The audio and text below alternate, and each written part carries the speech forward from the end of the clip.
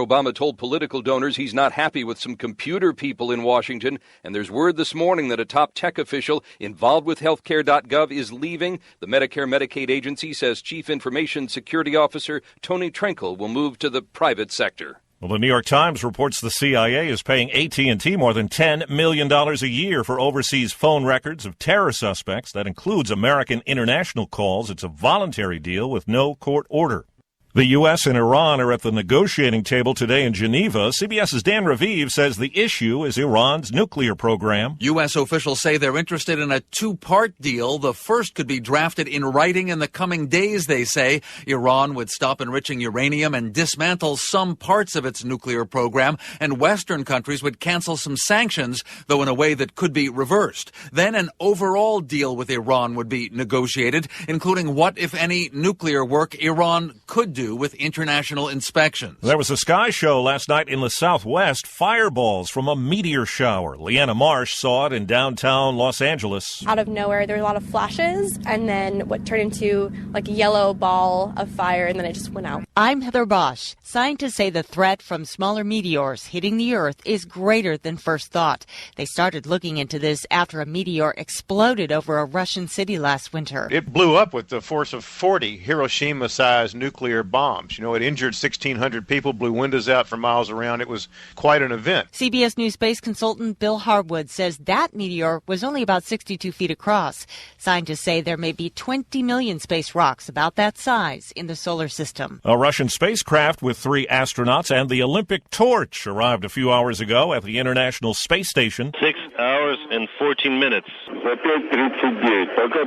Yeah, I guess I got the torch up here in 6 hours. The unlit torch for the upcoming Winter Games in Russia will be taken on a spacewalk Saturday.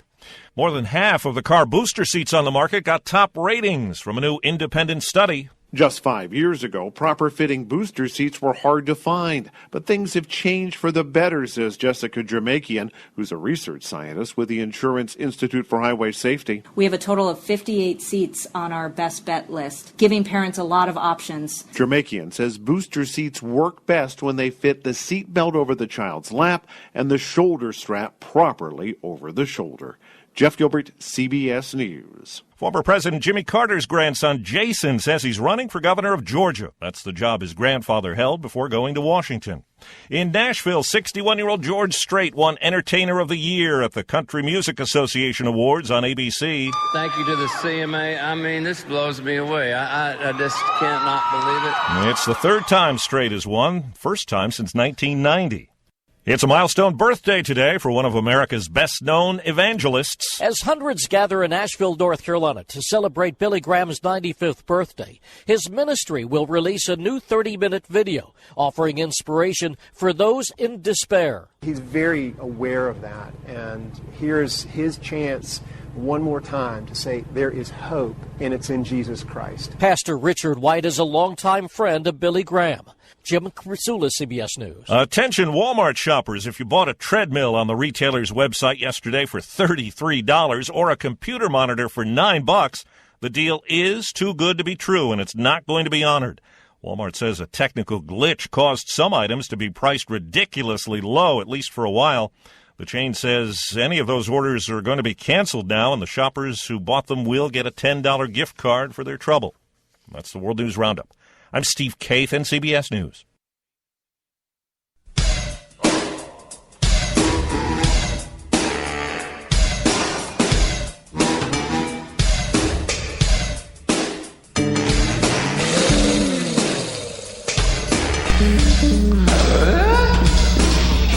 Welcome back to Studio 27 on this Thursday morning, the 7th day of November. Damn, I was hoping to get a good deal on a computer yesterday at Walmart.com, but I guess no such luck. Alrighty. Time for News of the Weird on this Thursday morning. So let's get to it here, shall we? Alright.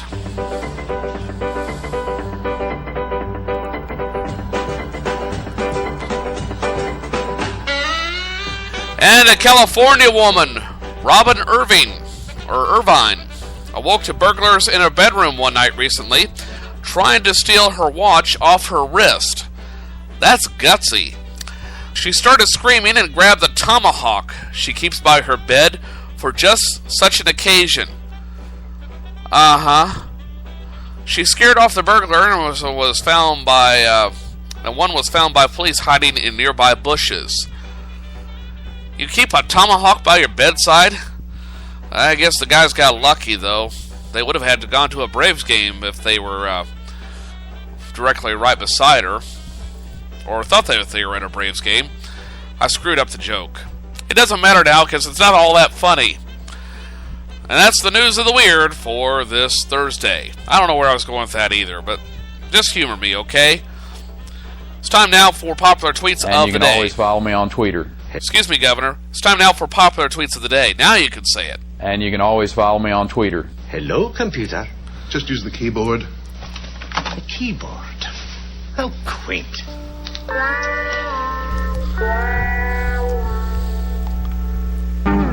All right, and popular tweets of the day, and today's topic is, of course, election follow-up from Tuesday, and New Jersey Governor Chris Christie, fresh off a dominating re-election victory in the Garden State, used his victory speech to tear into Washington, D.C. Like many of the speeches he gave on the campaign in recent days, it sounded like the start of a campaign for the presidency. So I've gone to the Twitter to see what people thought of Chris Christie for president, and here are some of the results that I've found. Smug Dingus writes, if Chris Christie ran for president, I'm pretty sure it'd be more of a brisk waddle at best. Here come the weight jokes. Jamie Kilstein writes, Chris Christie is called a hero for yelling at teachers. If he wants to be president, he should just punch a nurse or something. Okay. Howie Klein writes, 48% of New Jersey wants Chris Christie to run for president in 2016. Not surprising since Christie makes up 48% of New Jersey. Again, another fat joke. And finally, Clarcia Quinn writes, I think Chris Christie should go over to the Democratic Party now before he wastes anybody's time. Now that one's funny. And those are the tweets, popular tweets of the day. It's time now for my favorite portion of the program that I call First Cup, and that's the Song of the Day. And today's Song of the Day is dedicated to my very dear friend Joy, who I've told you about earlier in the program, who's also celebrating a birthday today. And one of her favorite artists is Chicago. Yeah, the group Chicago. And the song I've chosen is one of my favorite songs from Chicago, called Beginnings, and was written by Robert Lamb, and recorded on the Chicago's debut album, the Chicago Transit Authority, released in 1969. Lamb also provided lead vocals on the tune. The song was the band's second single, but failed to chart on its initial release. Well, after the band's success with subsequent singles, Beginnings was re-released in June of '71, backed with Color My World. Both sides became U.S. radio hits, and the combined single climbed to number 7 on the U.S. Billboard Hot 100 Singles Chart. Beginnings reached number 1 on the U.S. Easy Listening Chart. The distinctive acoustic guitar was originally played by Chicago's guitarist Terry Kath. In concert, Lamb has played the guitar for the song, though he is primarily known as the group's keyboard player. The uncut album version clocked in at 7 minutes 55 seconds. The original single version was cut to just under 3 minutes, leaving only a fraction of the climactic second half. A later edit of just over 6 minutes for subsequent compilation albums restored much of the second half. One notable exception is the compilation The Heart of Chicago, 1967 to 1997, which features the original full-length version of the tune. In 1974, Beginnings was covered by pianist Gene Harris on his Blue Note album, Astral Signal. This is one of the very few times Harris can be heard as lead vocalist. What I have for you today, though, is the original uncut version, running nearly 8 minutes long. And here is Chicago with today's Song of the Day, Beginnings.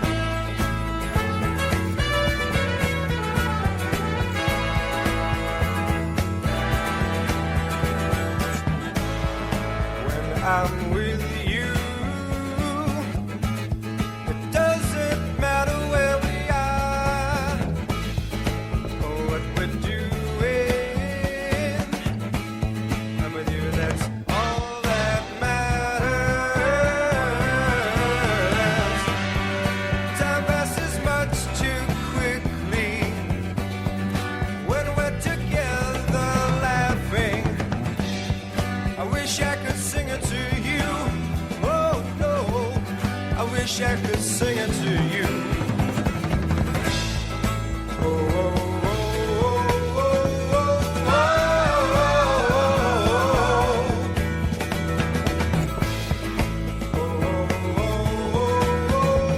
oh. Mostly I'm silent. Silent. La, la, la, la. Never think of the right words to say when I kiss you. I feel 1,000 different feelings, the color of chills all over my body.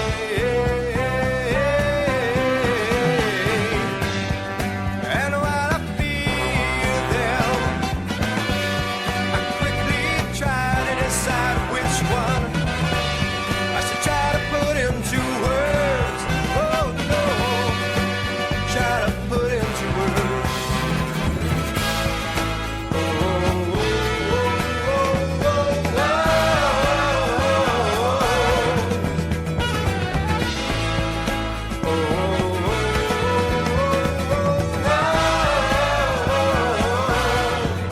Mostly I'm silent. Silent. La la la la la la la la la la la la la la. Silent.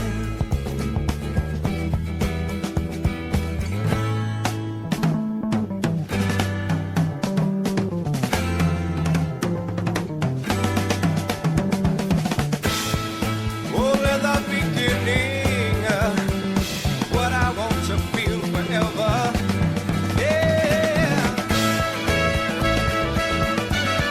Oh, oh. Yeah. So let the beginning, what I want to feel forever. Oh, let the beginning. Oh, now just a start. Yeah.